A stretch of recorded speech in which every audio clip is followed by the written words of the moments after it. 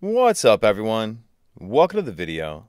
Today we're going to take a look at how to reset the oil life after an oil change, as well as clear the maintenance required message on a 2023 Toyota Sequoia.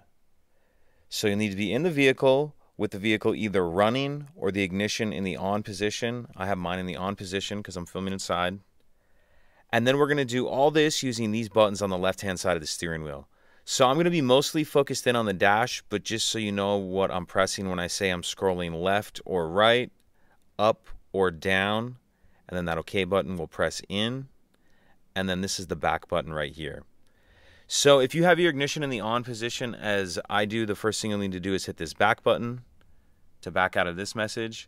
And then once we're here, we're going to either scroll left or right, and we're going to keep scrolling left or right until we get to this menu here, the one that looks like a little gear, the options menu.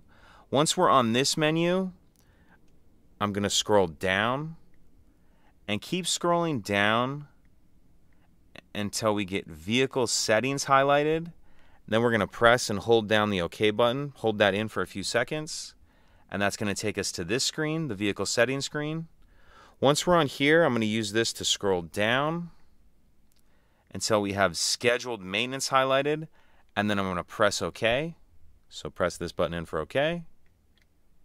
And then it's going to ask, do I want to reset? Scroll up to yes and press OK. And then you can see that one's highlighted. So then I'm going to press the back button. And then that's going to take us back to the vehicle settings screens. And now I'm going to scroll down until we have oil maintenance highlighted and press OK. And then same thing, go up to yes, press OK. And then you can press the back button to get back to the vehicle settings. And if you want to get back to the main menu, just press the back button a couple more times.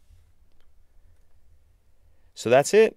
If you could take a second to like and subscribe, it helps us out, and I'd appreciate it.